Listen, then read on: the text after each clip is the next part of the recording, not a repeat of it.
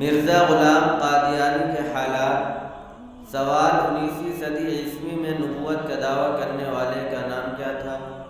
جواب: مرزا غلام احمد قادیانی تھا۔ سوال: مرزا قادیانی کس گھرانے میں پیدا ہوا تھا؟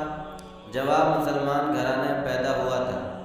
سوال: مرزا قادیانی کے والد اور والدہ کا نام کیا تھا؟ جواب: والد کا نام غلام مرتضیٰ اور والدہ کا نام چراغ بی بی تھا۔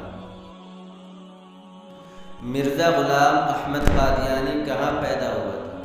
جواب: ہندوستان کے صوبے پنجاب کے ضلع گرداسپور کے قصبہ قادیان میں۔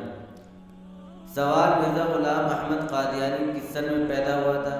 جواب: 1840 یا 1839 میں۔ سوال: مرزا قادیانی کہاں تک تعلیم حاصل کی تھی؟ جواب: مختاری تک تعلیم حاصل کی تھی۔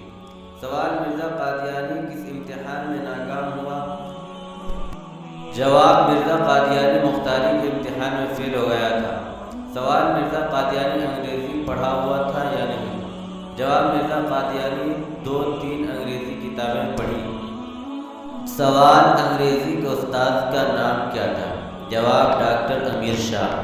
سوال: مرزا قادیانی عربی، فارسی اور قرآن مجید کس سے پڑھی؟ جواب: فضل الہی، فضل احمد، گل علی شاہ۔ سوال: مرزا غلام قادیانی ابتدا میں کیا کام کرتا تھا؟ جواب: سیال کوٹ کی کچہری میں منشی کا کام کرتا تھا۔ سوال: منشی گیری کی مرزا قادیانی کو کیا تنخواہ ملتی تھی؟ جواب: ماہانہ 15 روپے۔ سوال: مرزا قادیانی نے کتنے سال تک ملازمت کی؟ جواب: مرزا قادیانی نے 1864 سے 1868 تک یعنی 4 سال تک ملازمت کی تھی۔ سوال: مرزا قادیانی ملازمت چھوڑ کر کیا کرتا تھا؟ جواب: زمینداری کے کاموں میں مشغول ہو گیا۔